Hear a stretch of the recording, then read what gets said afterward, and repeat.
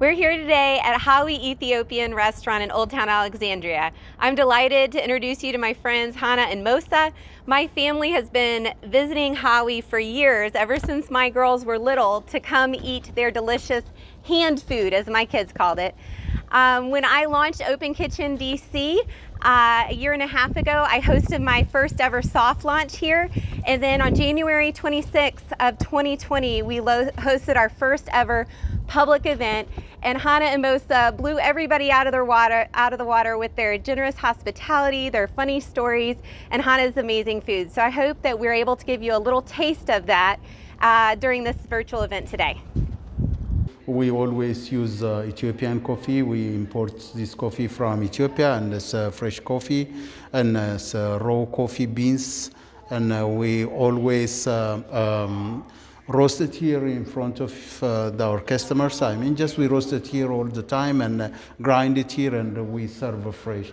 One thing, as we have shown you, this coffee, you see the quality of the coffee is shown when you roast it, whether it is oily or non-oily. If it is a quality coffee, always it's oily. You see the coffee beans as if you have sprayed some oil on it, it's so oily. And then that shows how quality that coffee is and how fresh that coffee is. The pot you see is a clay pot. It's a clay pot, it's made of clay, and then we serve with small cups. It's not a big cup because this is really, it's a strong coffee. It's not like coffees that you get maybe in different stores. This is much, much stronger. When you serve coffee in Ethiopia, when coffee beans are roasted, and then it's you would bring the roasted beans and bring it to your guests and give them the option to smell it, and just you bring near to their nose, and they just smell it. We use fresh meat, and it's rib eye is our specialty. I mean, for our tips specialty, the meat we use because it's really delicate, and in Ethiopia too, just roasted beef is really very popular, and it's considered as a delicate food, or delicate meal. And something special about Ethiopian tips, or the Awazi tips, our Awazi tips is it's really flavorful when you eat it, and it's well tasty, and as I mentioned, the meat is very delicate, and that makes it special in Ethiopia when you serve like one of the very popular cultural food is tips in Ethiopia too. Yeah. This injera is made of a grain called teff. These two, what you see, it's two different colored grains are teff. And they are the same grains, I mean, but different colors. And especially the reddish one is much richer in iron than the white one. The way you do it is just the way you eat it is just you take just a piece of it and unfold it and spread it on the plate, and then you take your sauce, okay, and then you add it here. And then the way you eat it is you use injera is it's finger food, and we do not use a spoon or fork to eat this. And then the way we eat this food is the way you eat injera is just take a piece of it, put it on spread it on the sauce, and scoop. Just a scoop.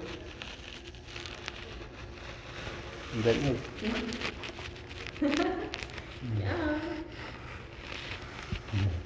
Hi, Mosa. Hi, how are you, Mary? Good. It's so good to see you. Thank you for taking time to meet with us.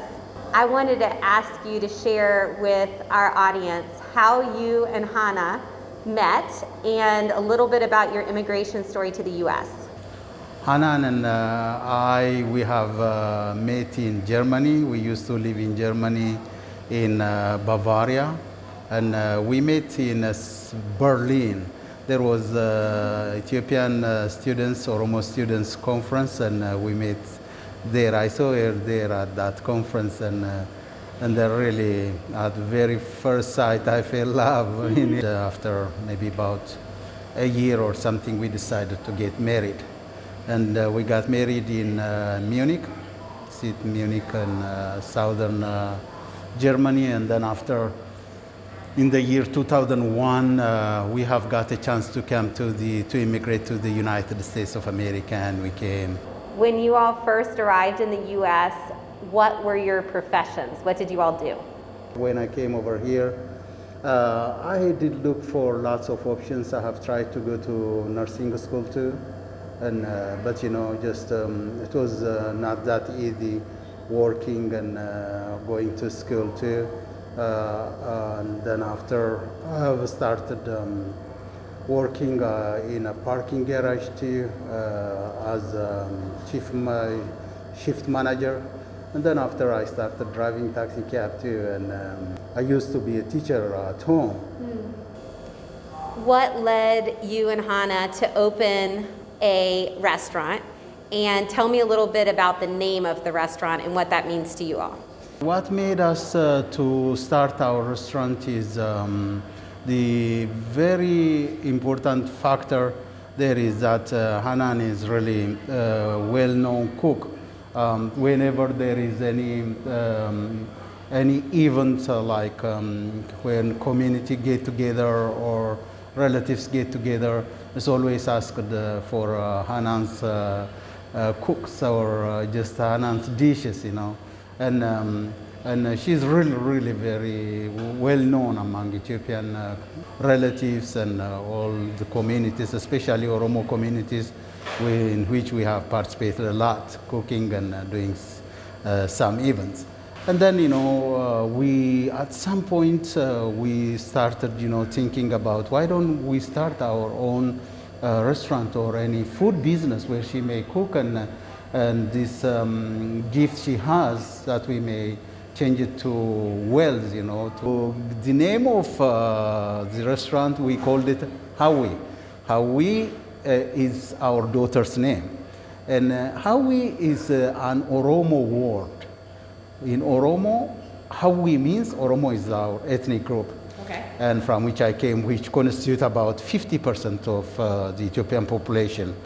And in Oromo, in our language, Hawwi means dream, a dream, a wish, something you wish for a long time is, for example, when your parents bless you or when you bless your children, you would say to them in Ethiopia, you say, let God fulfill your Hawwi.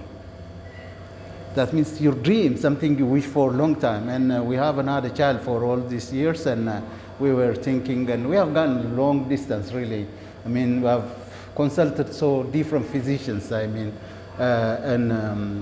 in the end, God gave us this child, We have this child, Hawwi, and when she was born, I called her Hawwi. That is because she is our Hawwi, And then we started this restaurant, and thanks to God, the people are very good, customers are very good, we are very happy. What makes Hawwi so special? What makes Hawwi special is our food is really fresh always. As we have already showed you, we buy fresh meat and just we serve fresh.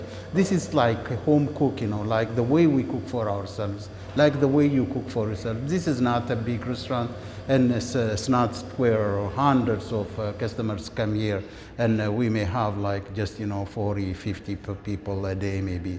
And when we cook also, we cook a small amount, the way we cook like a family. This is a family restaurant, and whatsoever we do service really always fresh, and it's not something that we use preservatives or something like that, as we have shown you our coffee or our food and everything. And we do have gluten-free option, and also we do have rice option. And the other thing is Hanan, she's a well-known cook, and everybody, there are people who come, oh, I've been to a different Ethiopian restaurant, but this is tasty because just You can, even though you get the same ingredients and the same content and the way you mix it, the way chemistry, the way the amount you add and the way you cook it makes a difference too. And it's always, as I've said, it's always fresh.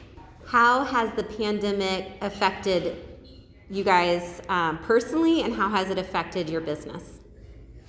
Well, the pandemic has affected our business really a lot. And this is common, I mean, just to every restaurant these days and to most businesses and especially to restaurants and bars. And because, just we do not let too many people inside. I mean, we are not allowed to do that, and nobody would dare to do that too. I mean, us into customers too. And because of that, this has affected our business. Really, maybe we are not making even 20% of what we used to make. But the only thing we keep the restaurant open is we do not want to go home and sleep at home, stay at home and idle, and because we should pay for the rent and for all those stuffs, and for utility and all those stuffs, and we should be here every day, and we work here, and we make some money maybe just to pay the rent, and maybe just we're doing anyway just all our best. The other option, I mean, the other thing that brings us a little bit of the business is there are more carryouts these days, and we do have like Grubhub, the DoorDash, and the Uber Eats also. Through them also we get carryouts, and some people's customers do call and just they come and also pick up from the restaurant. We do not want to close the business, and just if you close your business and people and come and see for 1 week, 2 weeks, and a month, and close them, then you lose your customers. And we're struggling. Otherwise, it has affected us really a lot. We have served food through Open Kitchen D.C. to Georgia, to Washington Hospital Center, Washington Hospital. Well, and there had come so many people before this pandemic through Open Kitchen D.C. Lots of customers. I think we have served. We have like 2 or 3 events before that here, and there came so many people, and we have had to have exposure to so many, to different people and to the community living around here in Alexandria and Falls Church, and even from more distant places from Arlington. And there were lots of people we got exposure to. And this has helped us to show our culture to different people. This Ethiopian culture, the way we make our coffee, for example, we demonstrated here to the customers, to the people who came through Open Kitchen D.C. Hanan, my wife, she roasted raw beans here and grinded here and served them with popcorn and the way we do at home. If you see our reviews, really, it's a very excellent review we do have, and we are happy with everything. And Mary also, you are helping us a lot, really. Thank you very much, you too.